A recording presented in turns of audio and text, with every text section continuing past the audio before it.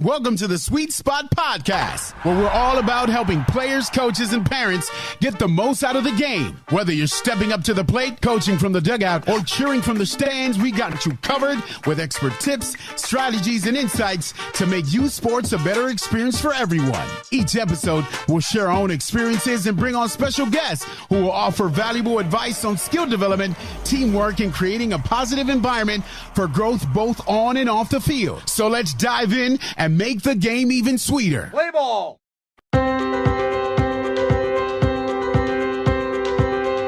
It's like running through an open door. It's like finding what you're looking for. We've been waiting. We won't wait no more. Every season, every memory made. Welcome to another episode of the Sweet Spot Podcast. We're back here with St. Thomas University head baseball coach, Jorge Perez. Thank you for joining us. Oh, thank you for one more having time. Me. Really appreciate it. Thank you, George. Been a friend, a coach, a friend, Yep. And happy to be back home. This is definitely home for me in this beautiful place, beautiful new Baseball suite.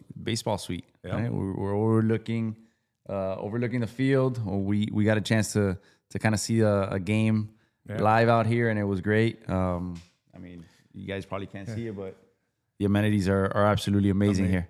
We got to thank Ciro Buracavoli. He's an alum that the suite is named after.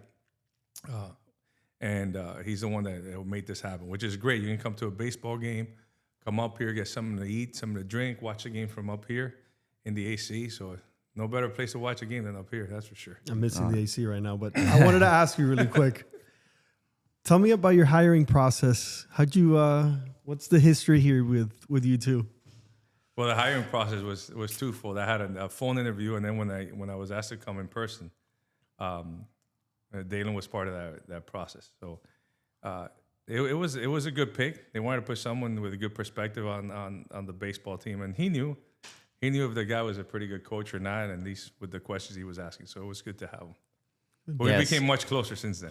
Yeah, so it was just so everybody gets an idea of what we're talking about. I was here from 2005 to 2009, and at that time, there was a change in coach.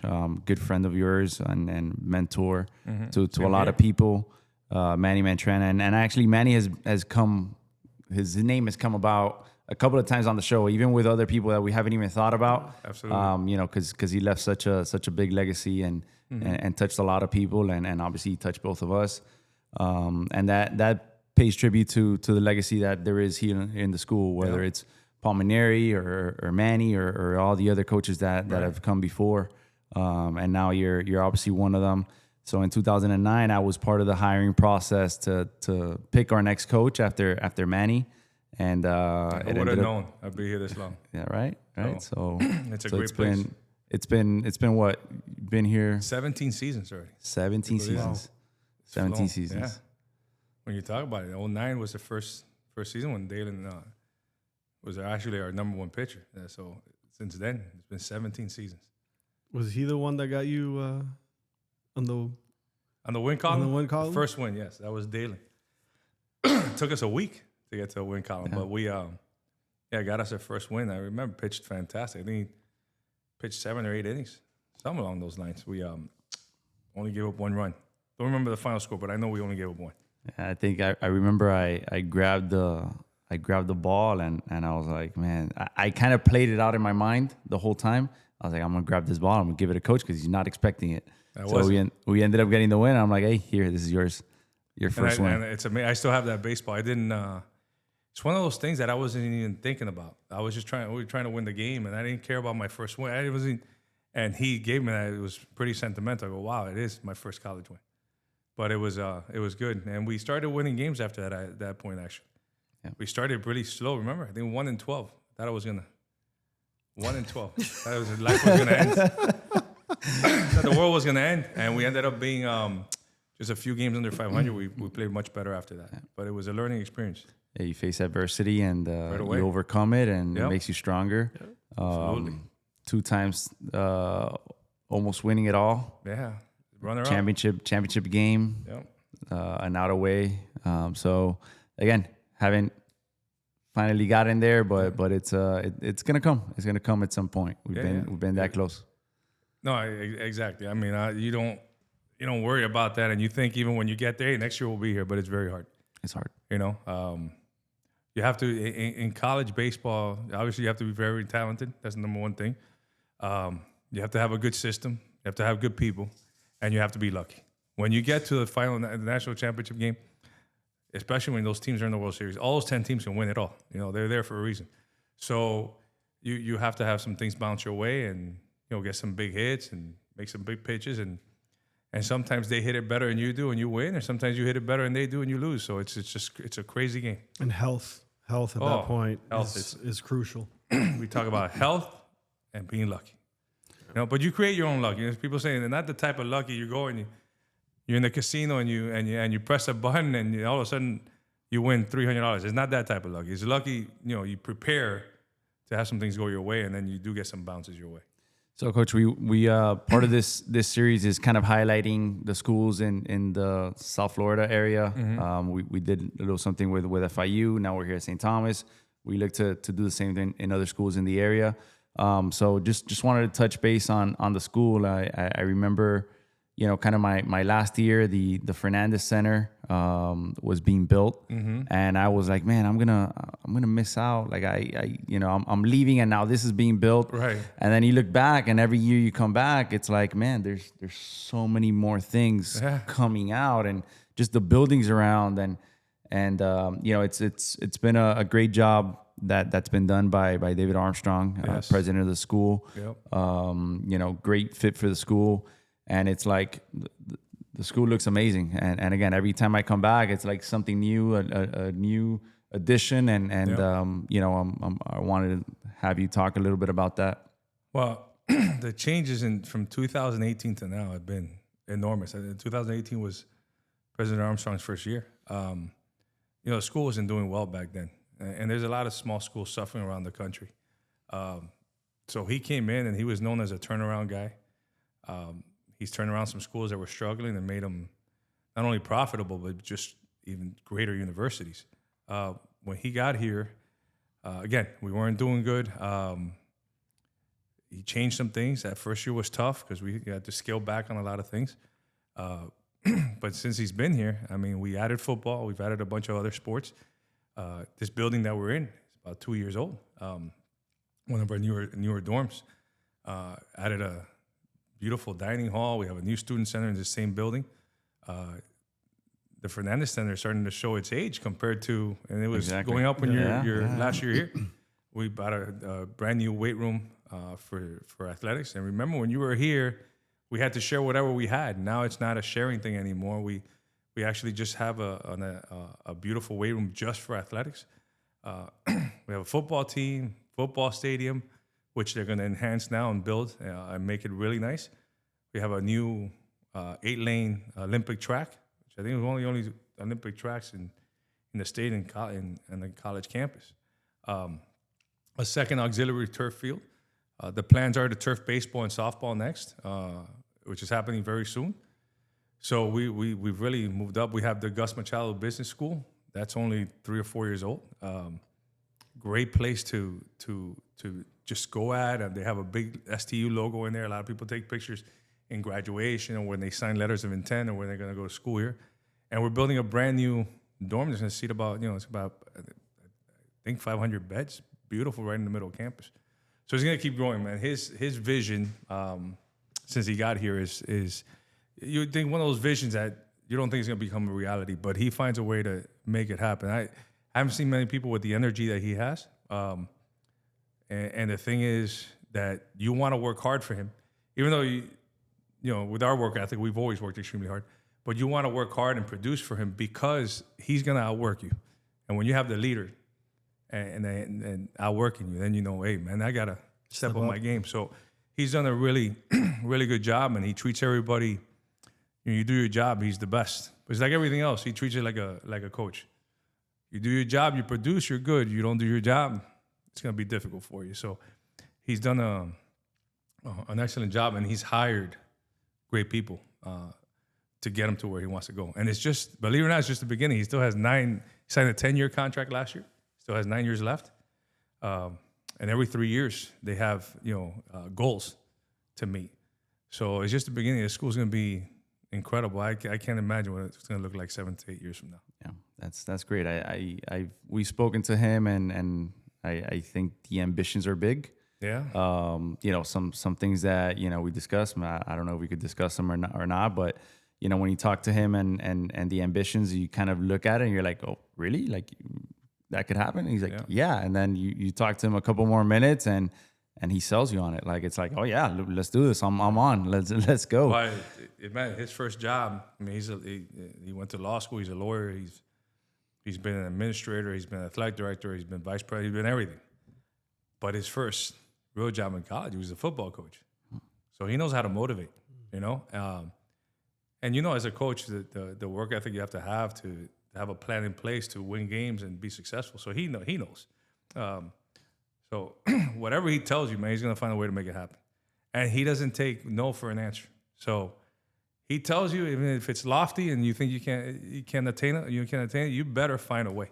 And you do. And what's better than working for a guy like that?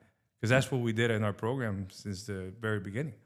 Whether the school forced it on us or not, our line of thinking was always to be the best and get to a national championship and win it all over and over and over. So, and to do that, you need good people, and you need people with that, that fire and that work ethic to make it happen.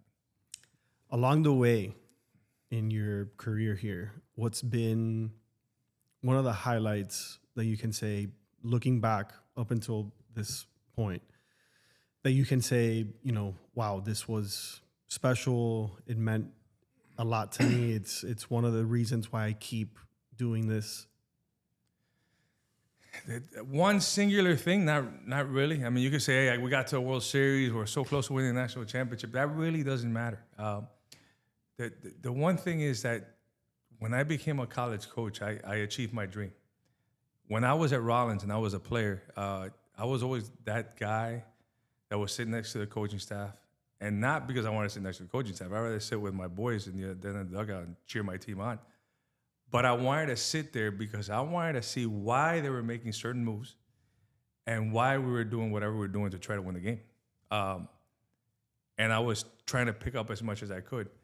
And I learned in college, for whatever reason, that I thought I could play at the next level, but I knew in my heart, I don't have enough to get to the big leagues, even though that was my initial dream when I first got to college. So I knew that I think I want to coach, and I love that aspect about it. But I wanted to coach in college because I had been in pro ball, and professional baseball is just that. It's a job. Professional baseball. It has a lot of great things. You're still on the baseball field every day. You're wearing a uniform. You're doing what you love. But at the end, it's just a job. People don't perform. Everybody loses their job. In high school, it's still the maturity aspect of it. Like, players not there yet. They're not physically strong enough yet to perform at a high level. And they're going through change. At that age, kids don't know what they want half the time. And I thought college was the best time where you can get a young kid, and by the time he finishes, he's a man, and he's ready for life, and he's ready to be a good father, have a good job, have responsibilities, and that all happens through the program. When I first got to college, the coach that was there, his name was Boyd Coffey. Boyd passed away, but I only had him for a brief time. But the legacy that he had and the impact that he had on players was amazing. Still to this day, people talk about him like he's a god. Just because what he did, he took you as a little boy and he made you a man, in the process of playing baseball. So I really wanted to be able to have that and be able to give that to other people because it made a big impact in my life. So when you say about any singular thing, not really, man. To see people like you leave here, have families, having good careers, now you have kids and you're teaching them and you're trying to, make them be the best they can be or make them proud of their fathers, being great fathers. That to me is all I needed to have. In the process of playing the game, I want my players to leave and just be great people. And always, and I feel that when they come back, they're very appreciative. And that's all I care about. So singular thing, I don't have any. But that, I always wanted to be a college coach. As soon as I got the job, I achieved my dream, you know? I love that. Yeah.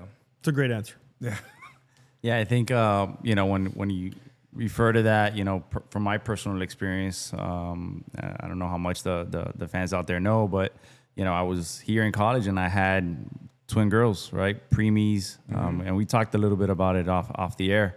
And that senior year of mine, when you got hired, I didn't know if I was going to play. So that was my first kind of interaction where it was like, okay, man-to-man talk. Where it's like, coach, I don't know what I could give you. I don't know if I'm there mentally, if I could do it. And you kind of said, hey, take your time, do what you need, and we'll talk again when you're ready. Right. And it was something I didn't want to let go. My family, everybody kind of surrounded me and kind of pushed me, hey, just finish it off, play your senior year. And I came in relatively late, right? And you opened the door to me and you accepted me and said, hey, whatever you need, I'm here for you. So I'm thankful of that, and it's worked out ever since, I think. No, 100%. You've been not only a great alum, but you had a great year that year. But let's be realistic, man. You were a good pitcher. I wasn't gonna just say, hey, just do whatever you want. we're short on pitching now, but no, realistically, you were great, and just I didn't know what I was gonna get. It was my first year, and I wanted to give him an opportunity just because you came to me respectfully, and but you were great. You went from not knowing what you were going to give us to giving us a ton. So, no, I'm glad we obviously kept you, but look at the relationship we've built for the last 15, 16 years. You're one of those alums that really comes back with a smile on his face and loves to come back. Not everybody's like that. But it's not that everybody's like that. I think just life happens. Yep. People get busy, and it's just... And people have different experiences. Right. Correct. And that's another thing, right? Like another thing that happened to me here was, I didn't know if I was going to be able to play my senior year because so many life lessons came to me very quickly. Of course. So I remember I felt like every pitch could have been my last, right? And I appreciated every single pitch that I got because I could have not had it, right? So when I come back and I tell, people every year, I'm like, you know what? I have one inning every year that I got to pitch, right? And it's the alumni game. I'm always happy to come back and just throw an inning. And Could you be honest with me? How much pain are you in the next week after that? You are. No, but he comes. He really throws. He goes out there and gives it everything. Yeah. I mean, and made some of our guys look bad. So Yeah. the one advantage, talking about not to get off subject here, but about the alumni game, and you guys feel you come in here, man, I haven't played in a long time, but believe it or not, we play a game a week or 4 days after we come back from a holiday break. Those guys haven't seen the field for a month and a half. So I do that to give you guys a chance to actually maybe compete in it. All right.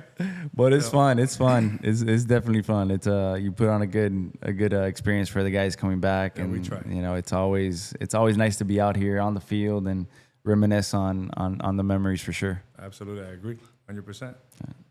So how did you end up coming to St. Thomas? How did you end up, falling in love with this place? Well, I was an assistant here for 2 years before I became the head coach. But before that time, I was an assistant at a Division III school called Kean University because a lot of my family was from New Jersey, a Division III school up there.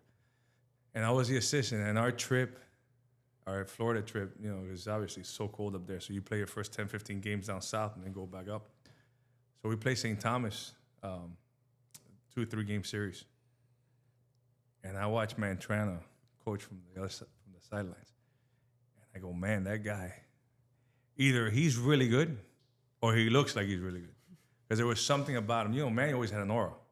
For some reason, the way he walked around, very confident. Just the way he was. It was amazing. And he had those signs where he would go left to right and he's giving all these flashy signs. I'm like, man, he's doing a lot over there.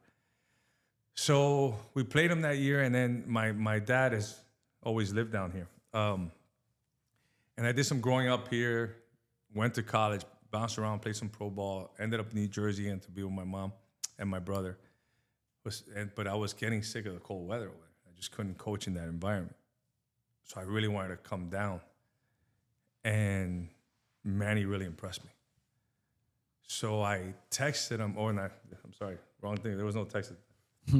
Or it just started. But I called him and I told him, hey man, I got my father down here. I'm coaching over here.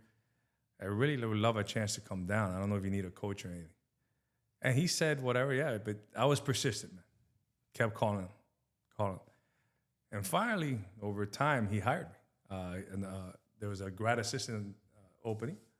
By the time he had no full-time assistant, it was part-time and grad assistant. That's all he had. So he brought me down, and I coached him for 2 years. And one of them was that 2000 World Series team with Vinny Chalk and a lot of really good players. So my first experience here, we went 50-something games. And I said, man, either I brought him some luck, or, I mean, these guys are really good. So I came those 2 years. And then one thing led to another, and I actually started coaching high school. Went 6 years and coached at a school, South Dade High School in Homestead for 3 years, and ended up at Gulliver Prep for 3. And Manny took a Division I job. But Manny was always very secretive. I don't know if I'm supposed to say that. But Manny was one of the kind of guy that shared a lot of things. Always kept a lot of things internal. But he did call me. He goes, listen, I just accepted a Division I job, and I want you to apply for the job. I'm going to push for you. It was out of left field. I said, wow. All right. But I was real comfortable at Gulliver. Believe it or not, my goal was, like I told you, to be a college coach. But Gulliver was a great place. You had a good team, great school, great environment, really good families. And I was doing well over there. So, to be honest with you, I bring my wife, who's, without her, there's no chance of me having any success. But so I asked, my wife is Mitzi, and I asked her, I said, hey, coach just called me and told me I should apply for the St. Thomas job that he's going to leave. And she, no hesitation. Go and apply for it. But St. Thomas was, I mean, I was doing better financially in high school than what they were offering. So, are you sure? She goes, you're not a high school coach. And it just hit me. I was like, and she said it how it was. And I said, okay, and I decided to apply for it. But if it wasn't for the fact that Manny impressed me so much from the other dugout, his aura, what he does, I would have never cared about St. Thomas. Another thing was, one thing I was impressed with St. Thomas, this was my college days. I was playing at Rollins, and St. Thomas was in our schedule. And St. Thomas played us, and they played different than everybody else. I don't know if it's because they have all the Latin players, or it's Miami, or whatever it is. But when they played, they played with different juice, a different gear than some other teams. Yeah. It's the way it was. And I remember it was a close game. I think we won 4-3 or whatever, but they hit the absolute crap out of the ball. And they hit it to some of our guys, and we had a really good team around us. And Lou Sanchez was on that team. I don't know if you remember Lou. Lou's a scout with Atlanta right now. Lou was my high school coach. Yeah, and Lou and I played high school baseball together. I don't know if you knew that, in New Jersey. So Lou and I have been, lifelong friends. And I took a picture with Lou that day. And that day that we played him, I said, oh, St. Thomas is pretty good, man. And I started, all of a sudden it piqued my interest. And I didn't think that day was going to be in the back of my mind that I was going to end up at St. Thomas one day. But yeah, Manny was the one that got me just to, hey, I want to be there, And St. Thomas wasn't much then. There wasn't much to offer, not like now. Yeah. Now you bring anybody here to offer me anything. I get a million emails of people wanting to come play, work for me and coach here. Yeah. Compared to back then, Yeah. That's how I ended up here. Talk a little bit more about the legacy. I know Paul Mainieri, it's been, big friend of yours, and got a great story about Paul. You had some good experiences with him, with Team USA. Yeah. Well, I'm gonna share this, and I'm gonna sure you send this to Paul. But Paul's become there's another one of my big mentors. It was him and Manny, or it is him, still is. So I got the job, and I didn't know much about it. Didn't know much about its history. I knew St. Thomas was good, which sometimes is good not to know much, because when you go in the interview process, you're relaxed. So I started looking at old they had the baseball before the programs. Now they don't. Now everything's online. But you would have the programs. I see Paul Mainieri. I'm looking, man, that name sounds familiar. And I look and I go, I think that's the guy coach at LSU. So I go, I look at LSU and it's Paul Mainieri. I go, dude, this can't be the same Paul Mainieri. So I call, I call LSU, the office. Nobody's going to answer. And Paul answers. I'm like, hey, is this Paul? He goes, yeah. I go, hey, Coach Mainieri, this is Jorge Pérez. I just got the job here. Thinking he's going to be on the phone with me for about 3 minutes. We were on the phone for an hour.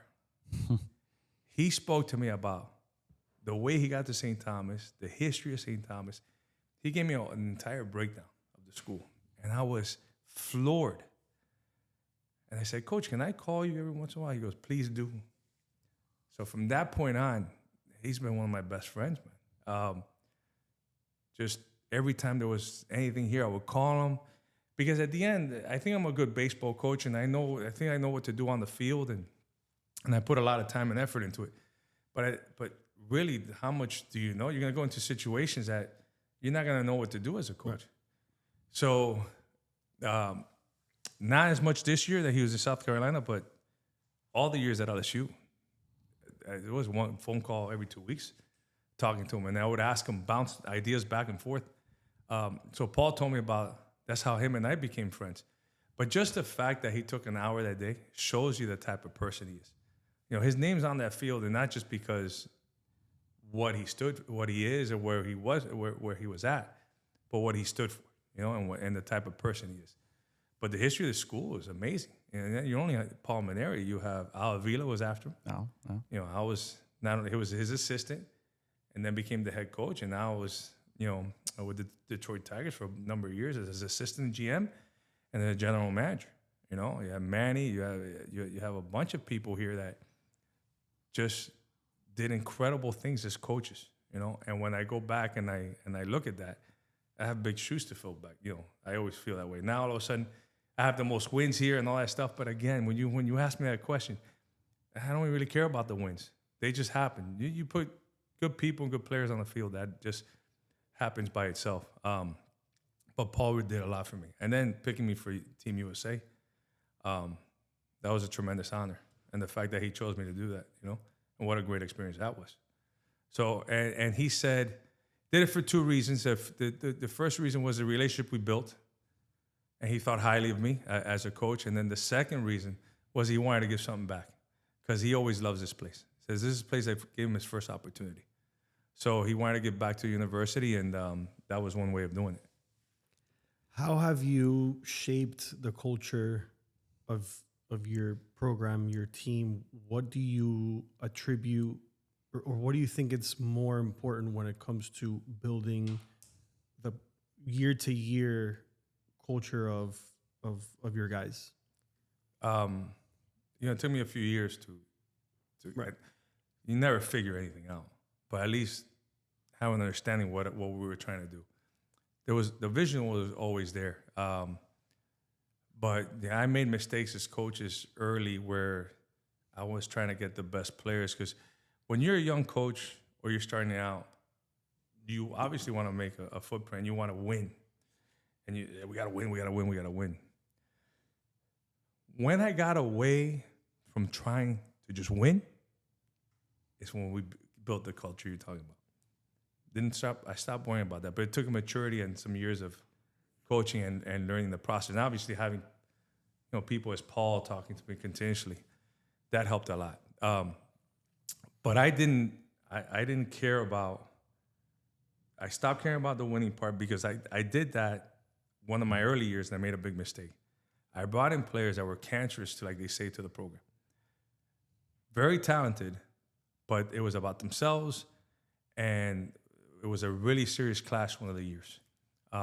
Somehow we got over and we ended up doing decently, but there was a lot of internal issues. We kind of broke off and got rid of half the guys. We kept the guys that we thought were good. We brought in some additional guys, maybe not as talented, but they were the baseball players and they were grinders and they were different type of people. And then that year's 2012 when we make that move. This is when the culture started. I say this story all the time. We had two guys on the 2012 teams that were our captains. We had Elio Ray, Well, we'll talk about Elio first. So we had Elio, and he, and one of the days, we used to play Saturdays. We used to practice Saturdays. Now we don't because of football. So we just go Monday through Friday. So we go, it was one of those days it was raining on Saturday. I go, oh man, we're going to get rained down. We were in there squatting. And I didn't think we're going to get the game in. And JC was my assistant at the time. So JC and I go walk to the field, ready to tell the guys, look at the field, and it had rained a lot. We're going to shut it down. And I look, and the whole team's working on the field. Without me telling them what, they're putting diamond dry and they're raking the field. And I go, JC, did you tell these guys to be out here? He says, no. I didn't tell them anything. I go, you're kidding me. And I said, well, that's pretty good. He goes, Coach, you want to send everybody home? I go, what do you mean? He goes, we already won today. We don't need to practice. We're much better today than we were last night. Well, we inter-squatted that day. Well, that team ended up winning 46 games. And that's the team that really started what we on the plane that we've been on for so many years. And Elio was right in the thick of that. He made sure. And those are the guys that we had that led the team. That team was very, very united, very, when you talk about team chemistry, they were great. So he started that, and I thought it was really, that's when the culture started. And those guys started to listen, and they started to buy in. And when you talked about the system, they were all in, and they understood. So I think that's when it started. And then from that point on, the guys that came in would listen to the guys that were there, and it started happening. And in 2010, we had a good year too. One thing about St. Thomas, when you look, we didn't have 45 win years every year, but every year we play the toughest schedule in the country. When you look at our schedule, it's by far better than everybody else's. So yeah, we're not winning an enormous amount of games every year. We're still winning a ton of games. The level of competition that you're facing is superior. Correct. And that's why our teams, if you look in the past, our teams always perform well in the playoffs. Why? Because we go through that grind of a schedule, that really teaches you, so we're prepared mentally, physically. Some of those teams don't know how to win one-run ball games against tight competition, but that's all we sit on. We had a player called Fisher. He was our catcher. He was on the World Series team, on 2015 World Series team. Well, when he was on the team, he said, by the way, you talk about the developmental team, he started on the developmental team, was our catcher on that 2015 team. And I remember a coach telling me, go, hey, man, we want to recruit more guys like Fisher, like you have on your team. I'm like, what? I go, we brought that guy in just to give him an opportunity because he was a catcher, catch some bullpens, and he worked himself to become a dude. He wasn't like, I got that guy. He was great. He just was a really hard worker and a very smart kid. So he said in an interview, I remember in the World Series, because I kind of overheard it. He's in an interview after we had won. We're about to get to the semifinals, or we won the semifinals game, and they're interviewing him right there and outside the dugout. And he says, yeah, we play one pitch at a time, inning by inning, pitch by pitch. And I'm listening to that. And that's culture. And he's saying it in an interview. So I knew that's those types of things what creates that, It's just all process. It's all process oriented. But the hardest thing to do as a coach, at the end, you have to win. Mm-hmm. But if you just start thinking about winning, it's when you start losing a lot of, because you start giving just the importance, all it is winning. And then all the little things that need to be taken care of, you kind of let them go to the side. And those are the things that'll kill you. And those things sometimes those little things, you can overlook them every once in a while and still come out with a win. Every once in a while. And it's a win. Yeah. It's not, the process is what really. Yeah. Manny always said, he says, you can win the World Series with a really talented team. You can get lucky. But year after year, it won't happen. No, it's just not all about talent. Talent will give you a chance, but you have to have what you guys experience as players. You have to have, how do you create team chemistry? Having deep and big friendships with the guys next to you. You got to trust the guy next to you. You got to go to war with him every day. If you don't trust him, You know, if you don't go out together, if you don't do things like you said, going to that house every other week, you would go to somebody's house. That's what creates that bond, you know. And then you're really tough to beat when you believe have like that. that. Yeah, of course. And those are the things you remember after it's all over and done with, right? Like high school, I don't remember as much, but those college years, those You're were sharp, aren't they? you remember a lot of it. You remember a lot, like everything you did. It's like you said, it's a boy turning into a man, and a lot of experiences you have in college. So The ping pong tournaments that we would. yeah, I mean, all of it. And I'm sure it hasn't changed, and it's not going to change for the next generation and the generation after that.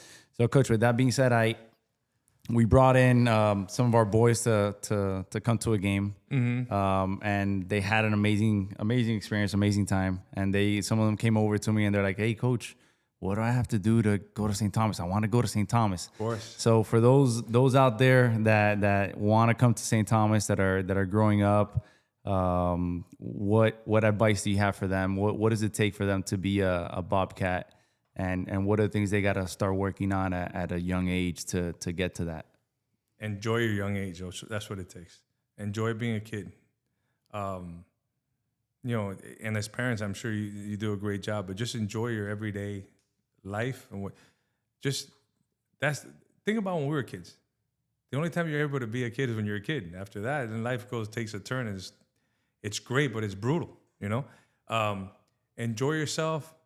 But when you teach them responsibilities around the house, chores, doing this, cleaning your room, when you start teaching them those type of structure, that's kind of carry over to whatever game they do, whatever they choose to do.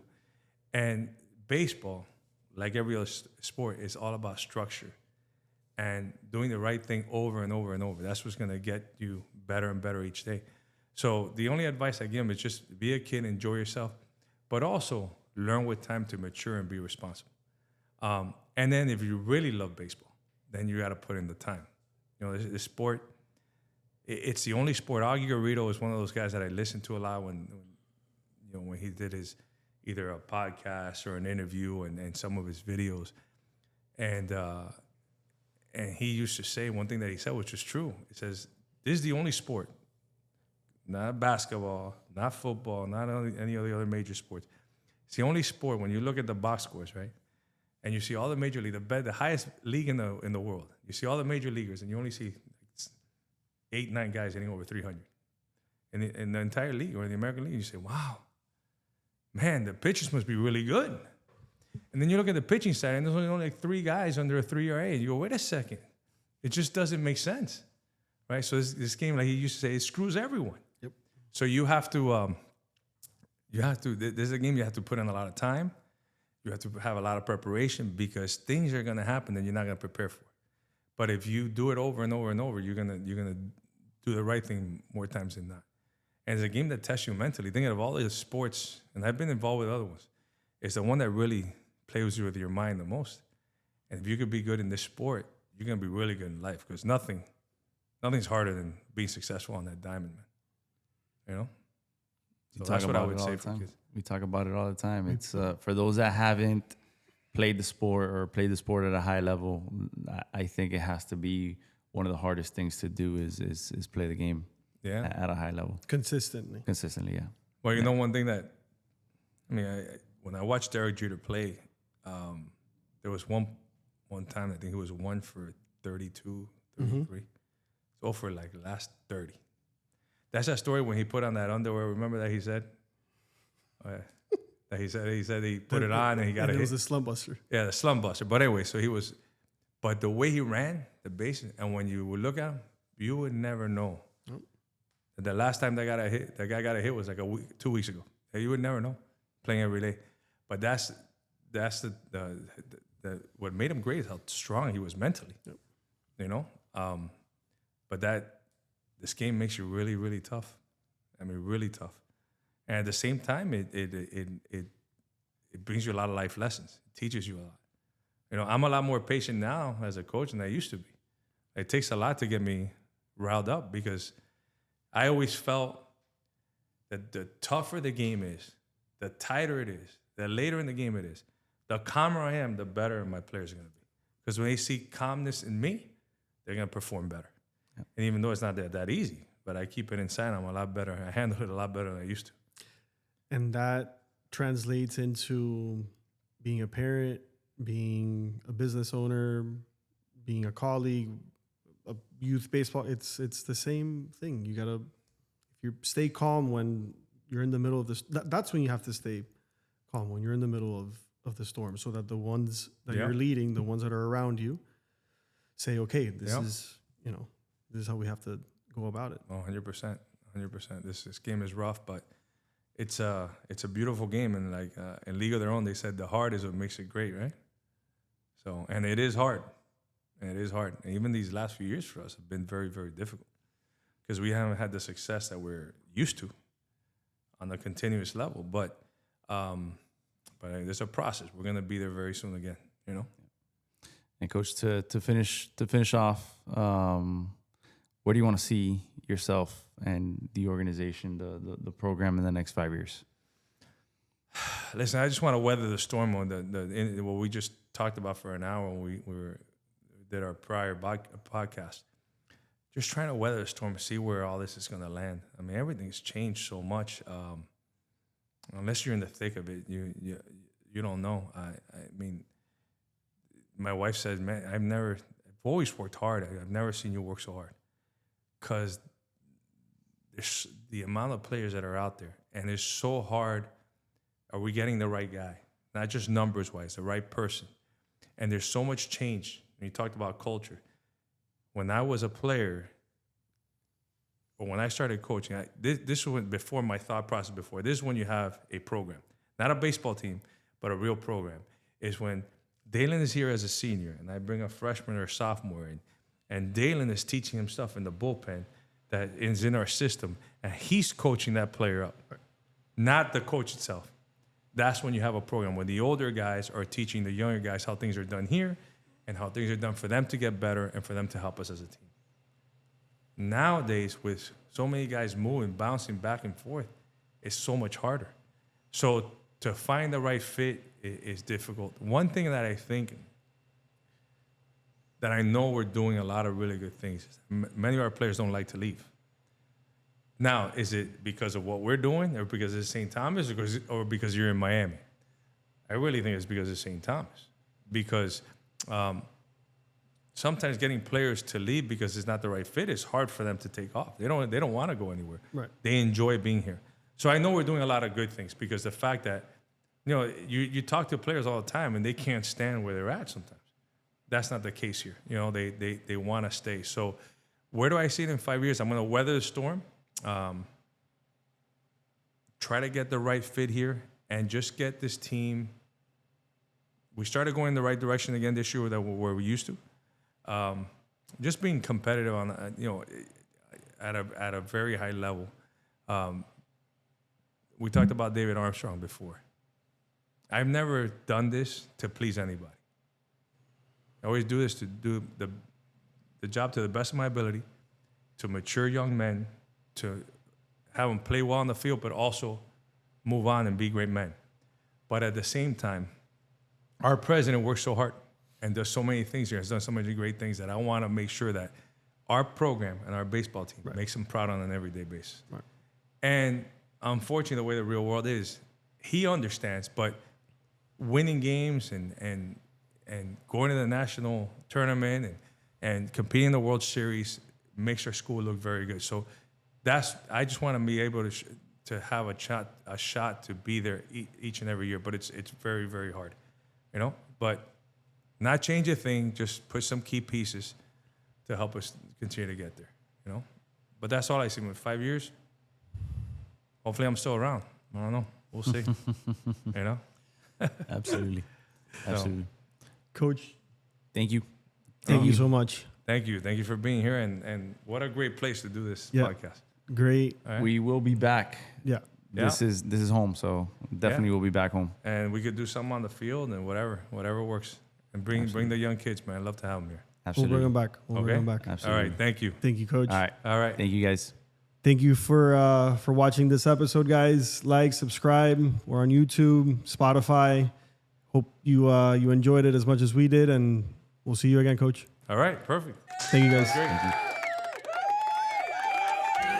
We got a beautiful story.